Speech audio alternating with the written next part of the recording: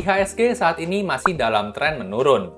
Meski begitu, dalam 2 minggu terakhir, 4 emiten bank blue chip terbaik kita mengumumkan potensi dividen jumbo nih, dengan yield tertinggi sepanjang sejarah dalam 10 tahun terakhir.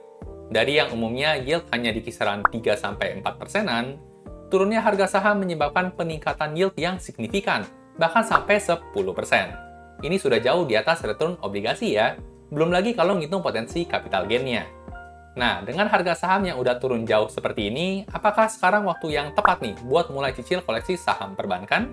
Di antara saham Bank BCA, BRI, Mandiri, dan BNI, mana nih yang punya value for money paling worth it buat diinvest? Yuk tonton video terus sampai selesai.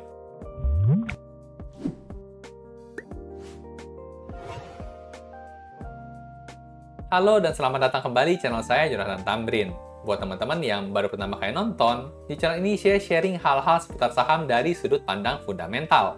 Ada analisa saham, ada mindset investasi, dan ada update berita terkini. Jadi buat teman-teman investor, boleh banget nih, diklik tombol subscribe, dan nyalakan lonceng notifikasinya, biar nggak ketinggalan update-update video berikutnya. Di video kali ini, saya mau compare fundamental dan valuasi dari saham BCA, BRI, Mandiri, dan BNI. Mana yang paling menarik buat dikoleksi dan sudah serba murah sih valuasinya? Yuk langsung kita lihat aja pembahasannya. Oke, buat mulai analisanya, saya akan gunakan file RDFA ya. Buat teman-teman yang belum tahu, RDFA merupakan singkatan dari Rekap Data Fundamental Emiten. File ini merupakan file Excel yang saya buat sendiri untuk memudahkan saya menganalisa saham tentunya. Berisi rekap data fundamental inti lengkap semua emiten dalam waktu tren 10 tahun terakhir. Buat teman-teman yang mungkin tertarik juga sama filenya, ada free sampelnya ya, yang bisa kalian cobain juga. Cek aja di kolom deskripsi.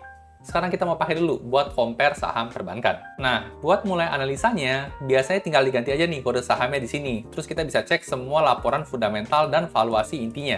Tapi karena kita mau compare ya di video kali ini, kita masuk ke menu komparasi di sini. Nah, tinggal kita masukin aja kode sahamnya. Yang pertama ada BBCA, lalu ada BBRI, ada BMRI ya, dan BBNI. Kita compare 4 emiten perbankan. Setelah di-enter, maka langsung keluar ya perbandingan side by side nih, dan semua angkanya sudah dalam miliar rupiah. Jadi kita gampang kalau kita mau compare antar emitennya. Di sini, jadi nanti kita compare satu-satu ya, mulai dari informasi umumnya dulu, terus kemudian profitabilitas perusahaan, hutang-hutang perusahaan, rasio-rasio keuangan, dan rasio-rasio khusus perbankan, baru nanti kita lihat valuasinya, mana yang terbaik di antara 4 emiten ini. Metrik yang pertama kita lihat dari informasi umumnya dulu ya, terkait dengan angka kapitalisasi pasar atau market cap dalam miliar rupiah. Nah, di sini sekilas kita bisa langsung lihat ya, emiten dengan market cap terbesar adalah Bank BCA ya, yang mencapai angka 1.037 triliun rupiah. Kalau dibandingkan dengan Bank BRI masih cukup jauh selisihnya ya, sekitaran 400 triliun. Dan lanjut nomor 3-nya oleh Bank Mandiri ya, 480 triliun. Dan yang terakhir ada Bank BNI dengan angka market cap di 156 triliun rupiah per video ini dibuat di tanggal 29 Maret tahun 2025. Nah, meskipun BNI di sini terkecil ya, tapi angkanya sudah di atas 100 triliun rupiah nih, jadi masih masuk kategori saham blue chip. Lanjut lagi, sekarang kita coba bandingkan harga sahamnya ya per penutupan terakhir. Yang paling tinggi di sini BCA ya di 8.500 dan paling kecil di sini Bank BRI ya di 4.050 rupiah. Kalau harga satu lotnya berarti dikali 100 ya. BCA di 850.000 satu lot, dan buat Bank BRI berarti di 405.000 rupiah satu lotnya. Lanjut, di sini juga ada perbandingan jumlah saham beredar ya dalam miliar lembar. Di sini terlihat yang paling banyak jumlah sahamnya adalah Bank BRI, sebanyak 150 miliar lembar saham. Sedangkan BBNI di sini paling sedikit ya, cuma 36 miliar lembar saham. Nah, sekilas untuk perbandingan informasi umumnya ya, kalau dari informasi umumnya aja sih kita masih belum bisa tentuin ya, bagus atau enggaknya. Nanti bakal baru kelihatan tuh setelah kita analisa profitabilitas, hutang, dan sebagainya. Lanjut lagi, sekarang kita bakal lihat angka profitabilitasnya ya, yaitu mulai dari sales growth nih, perbandingan antara year on year, yaitu tahun 2023 ya, kuartal 4, dibandingkan dengan kuartal 4 tahun 2024 yang terbaru. Nah, di sini kita bisa lihat ya, ternyata Bank Mandiri nih yang punya peningkatan sales growth paling tinggi dibandingkan dengan 3 emiten lainnya di tahun 2024, yaitu sebesar 12,4%. BBRI cuma 10,6%, BCA di 8,5%, dan BNI paling kecil nih, cuman growth 7,3% aja. Jadi kalau dari sisi sales growth, di sini terlihat paling bagus Bank Mandiri ya.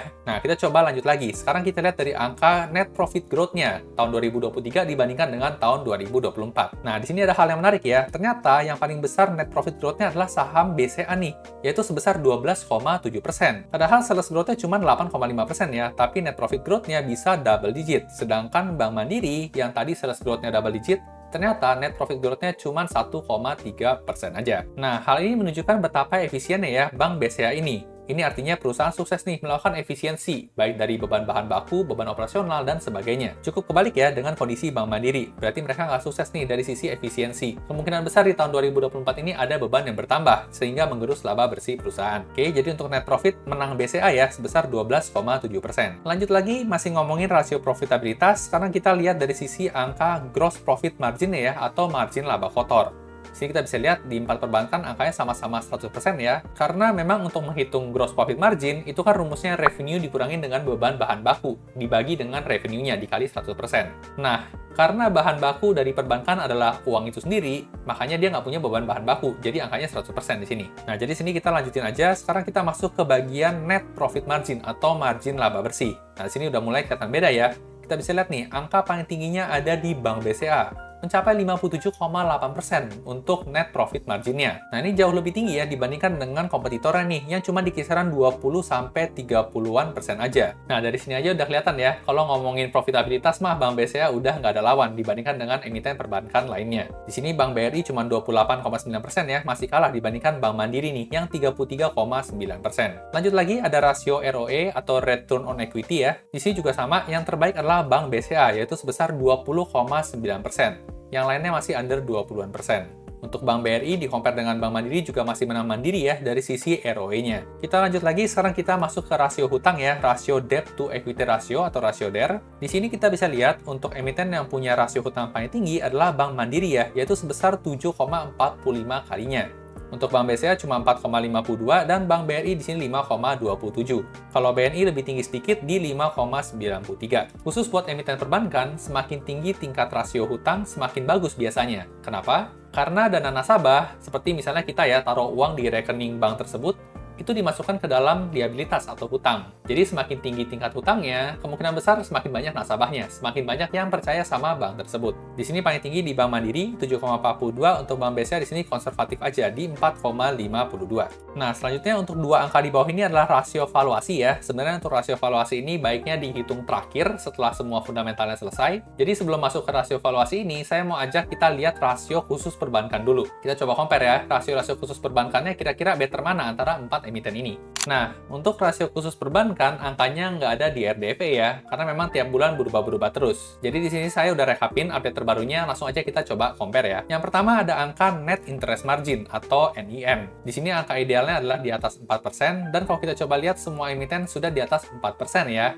Dan paling tinggi di sini adalah Bank BRI ini, mencapai 7,74%. Kedua tertinggi ada di Bank BCA di 5,8%, ketiga tertinggi di Bank Mandiri, dan terakhir ada di Bank BNI. Nah, untuk angka NIM ini adalah sesuai namanya ya, Net Interest Margin. Jadi misalnya bank meminjamkan uang 100 juta, maka dari uang 100 juta itu bisa dapat balik sebesar 7 juta keuntungannya. Ini marginnya si Bank BRI. Kalau BCA dia minjemin 100 juta tapi dapat balik 5,8 juta. Seperti itulah gampangnya ya. Nah, karena BRI menang di sini, kita coba tandain ya. Kita beri warna nih, warna hijau yang lain. Sini. Lanjut rasio yang kedua ada yang namanya Capital Adequacy Ratio ya, atau rasio CAR, CAR. Di sini angka idealnya adalah di atas 8% dan semua emiten sudah jauh dari atas 8% ya. Makin tinggi makin bagus.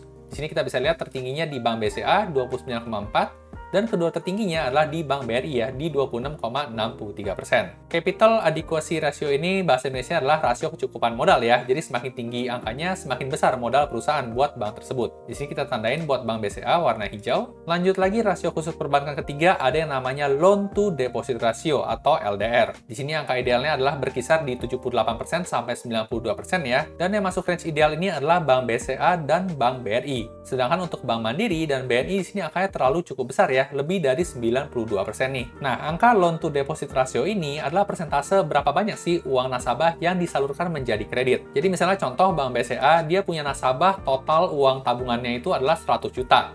Nah, maka dari 100 juta itu, 78 juta disalurkan menjadi kredit oleh Bank BCA. Kalau BRI dia menyalurkan 88 juta. Kalau Bank Mandiri dia menyalurkan 98 juta. Jadi tinggal sisa 2 juta aja nih yang dipegang sama bank. Nah, yang seperti ini tuh cukup beresiko ya. Kalau masyarakat tiba-tiba berbondong-bondong mau narik duit ya dari Bank Mandiri, itu kemungkinan besar Bank Mandiri lagi nggak pegang duit karena lagi disalurin jadi kredit. Makanya di sini guide-nya ideal sampai 92% aja. Nah, jadi sini kita warna hijau ya buat Bank BCA dan BRI. Lanjut lagi, rasio keempat ada yang namanya non-performing loan ya, atau NPL, yang gross di sini. Nah, untuk NPL gross-nya di sini idealnya adalah di bawah 5%, dan semua emiten sudah di bawah 5% ya. Berarti tinggal kita cari yang terbaik aja nih, yaitu yang angkanya paling kecil. Di sini kita bisa lihat yang paling bagus adalah Bank Mandiri ya, cuma 0,97% nih. Sedangkan Bank BRI di sini paling besar, 2,78%. BCA jauh lebih baik, cuma 1,8% aja. Nah, angka NPL ini adalah persentase kemungkinan nasabah gagal bayar ya. Jadi dari 100 orang yang pinjam kredit di BCA, ada 1,8% orang nih yang kemungkinan gagal bayarnya tinggi. Makanya dicatat sama bank sebesar 1,8.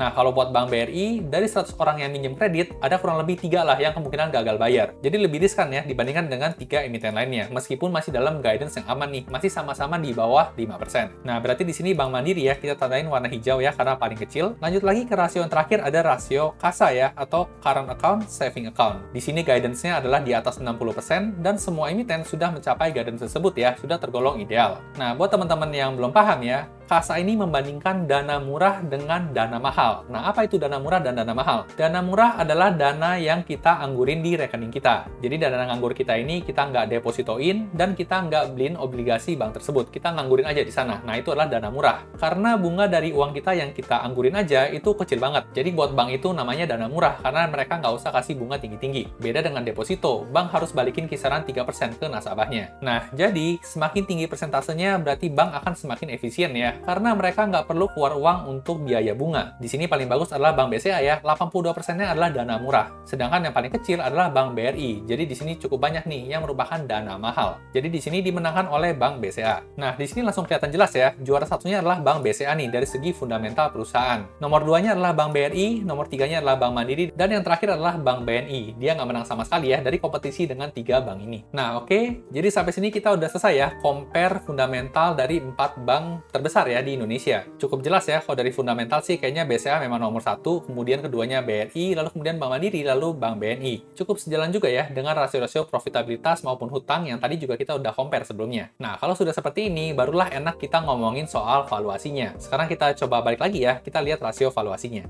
Nah, sekarang kita mau lihat rasio valuasinya ya. Kita lihat yang pertama ada yang namanya rasio PBV atau Price to Book Value. Kita bisa lihat di sini angkanya BCA di 3,95 ya. Yang paling kecil di sini Bank BNI ini di 0,96. Nah, buat teman-teman yang belum familiar ya, cara baca PBV itu biasanya kita berpatokan pada angka 1 nih. Semakin tinggi dari angka 1 semakin mahal, tapi semakin rendah dari angka 1 semakin murah atau under value. Nah, di sini juga langsung terlihat ya, angka PBV BCA ini tergolong mahal dibandingkan dengan lainnya. Karena memang kualitasnya lebih premium ya, secara fundamental juga jauh lebih baik. Sedangkan untuk Bank BNI di sini paling murah ya secara valuasi PBV, karena memang secara kualitas juga masih kalah nih sama 3 emiten lainnya. Jadi memang ada harga, ada kualitas lah ya. Jadi untuk harga saham sekarang, Bank BCA valuasinya jauh lebih mahal ya dibandingkan dengan 3 emiten lainnya. Lanjut lagi sekarang kita compare dengan rasio valuasi kedua ya, yang pakai namanya rasio PER atau Price to Earning Ratio. Kalau yang ini, kita patokannya sama angka 10. Semakin kecil dari angka 10, semakin under value. Semakin tinggi dari angka 10, semakin over value. Di sini juga sama ya, Bank BCA cukup mahal nih, di 18,9 kalinya. Bank BRI tergolong harga wajar ya di harganya sekarang. Bank Mandiri tergolong sedikit murah, dan Bank BNI lebih murah lagi. Nah, jadi baik lagi ya, ternyata rasio PI rasio juga mengatakan ada harga, ada kualitas. Nah, tapi kalau kita cuma compare rasio valuasi begini doang, kayaknya kurang afdol ya. Kita nggak bisa lihat tren kinerja sebelum-sebelumnya nih. Jangan-jangan Bank BCA meskipun angkanya kelihatan tinggi, tapi dulu pernah jauh lebih tinggi lagi. Nah, kalau gitu kan jadi murah sekarang. Nah, jadi biar enak nanti di bawah kita lihat ya, komparasi berdasarkan tren 10 tahun terakhir. Jadi ini kita skip dulu ya sebentar, kita lihat dulu ke bawah. Di sini ada tren penjualan selama 10 tahun terakhir. Nah, kita bisa langsung compare juga nih, dari segi nominal mana sih yang paling gede? Kalau dari revenue, ternyata Bank BRI lebih gede ya dibandingkan dengan Bank BCA, mencapai 208 triliun rupiah revenue-nya. Dan trennya juga naik terus ya dari tahun ke tahun. BCA cuma 164 triliun dari sisi penjualannya. Lanjut lagi, kita lihat ke bawah ya, untuk laba bersihnya, di sini juga menang BRI ya, paling gede di sini 60 triliun, BCA di kisaran 54 triliun. Lalu kemudian di bawah juga ada tren margin laba kotornya ya, sama-sama 100% karena perbankan. Ada juga tren margin laba bersihnya selama 10 tahun terakhir meningkat terus nih Bank BCA, bagus banget. Di sini Bank BRI malah agak nyungsep dikit ya selama 2 tahun terakhir nih. Kalau lihat tren seperti ini kan makin kelihatan lagi ya bagaimana kualitas premiumnya si Bank BCA ini. Lanjut lagi di bawah juga ada tren ROE-nya, lalu di bawah juga ada tren hutang ya, rasio debt to equity ratio selama 10 tahun terakhir, dan ke bawah sekarang kita lihat rasio valuasinya. Nah ini yang mau kita lihat ya. Ternyata Bank BCA meskipun angka terakhirnya di 3,95, sebelum-sebelumnya pernah dihargai lebih tinggi ya, di angka 4,7 kalinya untuk rasio PBV. Jadi meskipun sekarang masih tinggi ya, tapi tergolong lebih murah dibandingkan dengan biasanya. Sama ya dengan Bank BRI, Mandiri, dan BNI juga saat ini tergolong lebih murah dibandingkan dengan biasanya. Karena memang IHSG kan lagi turun ya, jadi semua harga saham juga ikutan turun. Sekilas kalau lihat di sini yang menukiknya paling dalam adalah Bank BRI ya, dari 2,76 jadi 1,92. Lanjut dulu kita ke rasio PI rasio selama 10 tahun terakhir. Nah, di sini sama ya, Bank BCA meskipun di 18, tapi biasanya itu di kisaran 28 kalinya. Jadi memang sekarang pun tergolong murah sebenarnya. Buat tahun 2020 ada pandemi COVID, cukup anomali bisa diabaikan. Nah, buat angka BRI ini di 10,10, biasanya itu di kisaran 14-16 kali untuk PI rasionya. Jadi tergolong udah cukup murah juga sebenarnya. Coba sebentar kita lihat target harga wajarnya ya buat Bank BCA sama Bank BRI. Kita baik dulu di sini. Kita lihat Bank BRI dulu. Lalu kita lihat rasio valuasi di sini. Kita masuk rasio PI rasio ya, ini kan PBV. Kita masuk ke price to earning rasio. Nah, posisi sekarang di 10,10 dan average 5 tahunannya di 16,58. Ataupun kalau kita mau abaikan angka ini ya, mungkin di kisaran 14 deh. Dari 10 ke 14 kan naik 40%. Jadi ada potensi gain sebesar 40% kalau balik ke angka 14. Di sini pakai angka rata-rata di 16 ya, jadi tergolong under value, punya potensi gain di 64%, target harga jualnya di 6.600-an. Nah, gimana kalau BCA? Kita coba balik ya, BCA. Kita masuk rasio valuasi, kita lihat price to earning rasionya. Nah, ternyata tergolong slightly under value ya, rata-ratanya di 25,38 kali. Jadi dia punya potensi gain di 34% dan target harga jualnya di Rp11.400 harusnya harga wajarnya. Nah, oke, jadi seperti ini ya, kita udah bedah kondisi fundamental dan valuasinya di update-nya yang terakhir nih untuk kuartal 4 tahun 2024. Jadi kesimpulan yang mungkin diambil ya dari analisa ini, Bank BCA tergolong udah mulai murah ya, slightly under value, tapi memang potensi gainnya tidak lebih tinggi dibandingkan dengan Bank BRI, dia lebih murah. Tapi lebih murah di sini juga berbanding lurus dengan kualitasnya ya. Bank BCA ini tergolong lebih mahal karena memang kualitasnya juga lebih premium. Nah, jadi di sini balik lagi ya ke prinsip investasi, semakin minim resikonya, juga semakin kecil juga ya untuk potensi return-nya. Tapi menurut saya sih Bank BRI juga meskipun lebih beresiko, tapi nggak sampai gimana-gimana banget. Kalau lihat data seperti ini sih, saya lebih condong untuk pro ke Bank BRI ya, dibandingkan dengan Bank BCA. Tapi tentunya baik lagi, ini cuma pendapat saya pribadi aja. Seperti biasa, saya disclaimer dulu, tujuan dari pembuatan video ini bukan untuk memberikan rekomendasi beli atau jual suatu saham ya. Di sini saya hanya pure men-sharingkan temuan-temuan yang saya temukan menarik.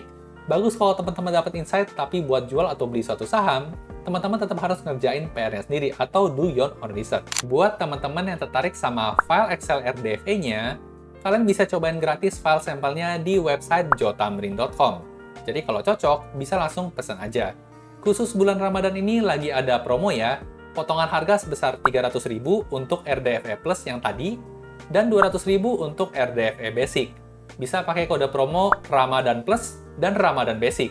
Tapi ini promonya khusus untuk pembelian paket yang tahunan ya, buat periode promonya sampai tanggal 6 April nanti.